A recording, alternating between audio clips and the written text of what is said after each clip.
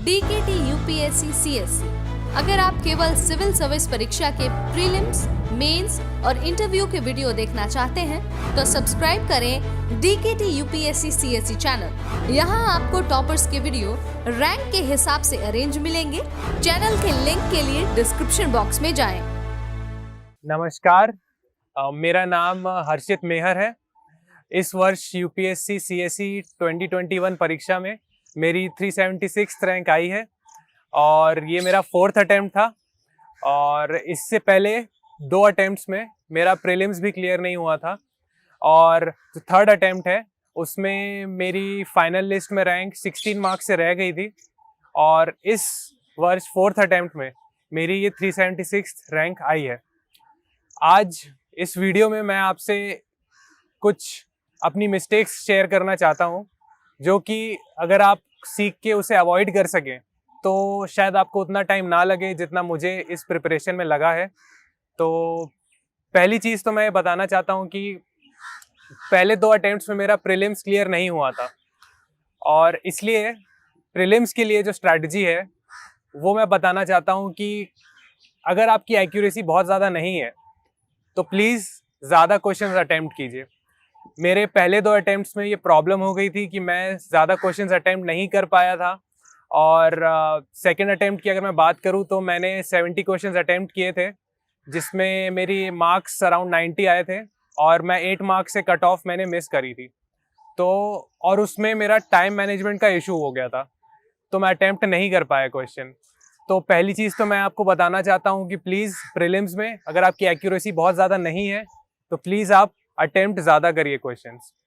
दूसरी चीज़, मेंस की स्ट्रैटेजी। मेरी मेंस की स्ट्रैटेजी उतनी अच्छी नहीं थी। 3rd अटेम्प्ट में मेरा जब प्रीलिम्स क्लियर हुआ तो मेंस के लिए मेरे पास बहुत लिमिटेड टाइम था, तो उसमें मैंने अपना टाइम और एनर्जी फोकस करी एथिक्स में, एसे में और मेरे ऑप्शनल में।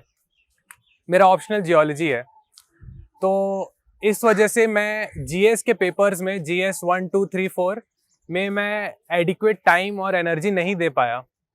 इस वजह से ऑल्दो मेरा मेंस क्लियर हो गया बट मेरे जीएस में मार्क्स बिलो एवरेज ही रहे, जिसके कारण मैं इंटरव्यू तो दे सका 3rd अटेम्प्ट में, पर मेरा फाइनल लिस्ट में नाम नहीं आ पाया। तो दूसरी मिस्टेक जो मैं आपको बताना चाहता हूँ वो ये है कि जीएस के पेपर्स बहुत ज़्यादा इंपॉर्टेंट है।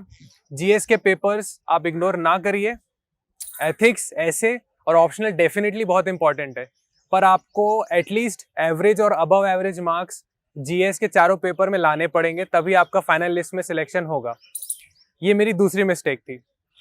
तीसरी mistake, over dependence on coaching. मैं अपने फर्स्ट अटेम्प्ट में मैंने एक कोचिंग ज्वाइन की थी। मैं करीब 1.25 साल दिल्ली में रहा था और उस बीच मैंने इतना कुछ सीखा उस कोचिंग से कि मैं ओवरवेल्म्ड हो गया। मुझे लगा कि कोचिंग का ही पढ़ के मेरा एग्ज़ाम क्लियर हो जाएगा, जो कि एक गलत फहमी थी। जो मुझे रियलाइज़ हुआ मुझे एक अटेम्प्ट अपना पे करने के बाद कि कोई भी कोचिंग, चाहे वो कितनी भी अच्छी हो, कितना भी आपको नॉलेज दे सके, उसके टीचर्स कितने भी अच्छे क्यों ना हो, वो आपका सिलेक्शन नहीं करवा सकती। वो आपको खुद ही करवाना पड़ेगा। उनके जो मटेरियल्स है उनका आप यूज़ करिए, उनसे गाइडेंस आप ले सकते हैं क्लास के बाद, बट जो स्ट्रैटेजी बनानी है, जो भी नॉलेज आपको चाहिए, जो भी माइंडसेट आपको डेवलप करना है इस एग्ज़ाम को क्लियर करने के लिए, वो आपको खुद ही डेवलप करना पड़ेगा। तो ये थी मेरी तीसरी बहुत इंपॉर्टेंट मिस्टेक। मेरी चौथी मिस्टेक थी हाउ टू रीड न्यूज़पेपर्स। मुझे, क्योंकि मेरा कोई बैकग्राउंड नहीं था इस एग्ज़ाम में, तो मैंने कोचिंग ज्वाइन करी और उसमें मुझे बहुत महीनों तक तो ये पता ही नहीं चला कि न्यूज़पेपर्स पढ़ते कैसे हैं। मैंने द हिंदू उठाया, पढ़ना स्टार्ट किया, तो ज़्यादा चीज़ें समझ नहीं आती थी और फिर मैं नोट्स बनाने लग गया विदाउट रियलाइजिंग कि नोट्स कैसे बनाने हैं। मुझे पता ही नहीं था कि नोट्स कैसे बनाने हैं, तो मैं नोट्स बनाता तो गया लेकिन वो कुछ भी फ्रूटफुल नहीं हो पाया, क्योंकि वो एग्ज़ाम के अकॉर्डिंग ओरिएंटेड नोट्स ही नहीं थे। तो न्यूज़पेपर तो मैंने पढ़ा पर उसका आउटपुट मुझे मिला नहीं। ये मेरी थी चौथी सबसे इम्पॉर्टेंट मिस्टेक। पांचवी मिस्टेक, रिलायंस ऑन मैगजीन्स। क्योंकि मेरा न्यूज़पेपर पढ़ने में मुझे बहुत प्रॉब्लम हो रही थी, तो मैंने अपना ध्यान जो है वो मैगज़ीन्स की तरफ रखा। जो कोचिंग की मैगज़ीन्स आती है, विजन की आती है, वाजीराम की आती है, बहुत सारी आती है। मैं ये नहीं कह रहा कि उनमें कोई प्रॉब्लम है, बट आप न्यूज़पेपर को सब्स्टिट्यूट नहीं कर सकते इन मैगज़ीन से।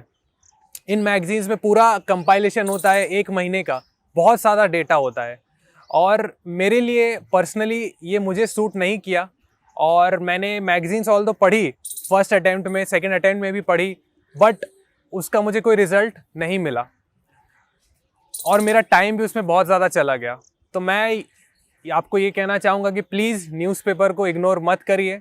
जो भी न्यूज़पेपर आपको अच्छा लगता है, हिंदू या द इंडियन एक्सप्रेस, आप प्लीज़ उसको पढ़िए और ख़ुद के हैंड रिटन नोट्स बनाइए। ये बहुत ज़्यादा ज़रूरी है। ये कुछ मिस्टेक्स थी। एक और मिस्टेक की मैं आपको बात करना चाहूँगा, वो है ऑप्शनल सिलेक्शन। पहले 2 अटेम्प्ट्स में मैंने जो ऑप्शनल लिया था वो था ज्योग्राफी, और मैं ये नहीं कहूँगा कि ज्योग्राफी मेरे लिए बेस्ट ऑप्शनल था, क्योंकि वो ऑप्शनल मैंने ज़्यादा रिसर्च करके नहीं लिया था, क्योंकि मेरा पीयर ग्रुप था और मेरा इंजीनियरिंग बैकग्राउंड है और सारे इंजीनियर दोस्त वो सब ज्योग्राफी ले रहे थे, तो मैंने भी ज्योग्राफी लिया था।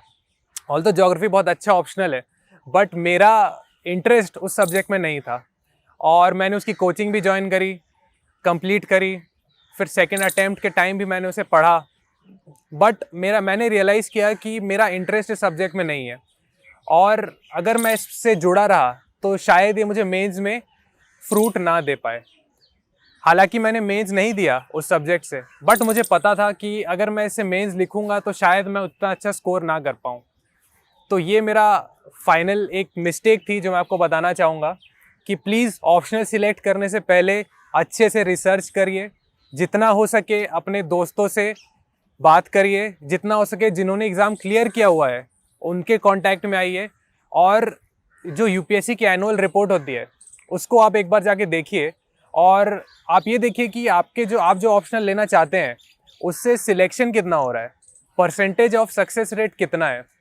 ये बहुत ज़रूरी है, क्योंकि हम हमेशा बात करते हैं कि ऑप्शनल सिलेक्ट करते टाइम आपको इंटरेस्ट का ध्यान रखना है, आपको सिलेबस का ध्यान रखना है, आपको प्रीवियस ईयर्स का ध्यान रखना है, जीएस में हेल्प कर रहा है या नहीं, या वो ध्यान रखना है, बट आपको ये सबसे ज़्यादा ध्यान रखना है कि उस ऑप्शनल से सिलेक्शन कितना हो रहा है, उसमें मार्क्स कितने मिल रहे हैं। ये सबसे ज़्यादा ज़रूरी है। अगर आपको at the end of the day अगर आपके मार्क्स अच्छे नहीं आते without despite giving lot of efforts, तो फिर कहीं ना कहीं वो आपका इंटरेस्ट वेन करने लग जाएगा। इसलिए मैं कहना चाहता हूँ कि प्लीज़ ऑप्शनल का सिलेक्शन बहुत ध्यान से करिए, बहुत ध्यान से। मैं डीकेटी का धन्यवाद देना चाहता हूँ मेरे एक्सपीरियंसेस शेयर करने के लिए। अगर आपको कुछ भी इससे मदद मिल पाए तो मैं अपने आप को खुशनसीब समझूंगा। Thank you.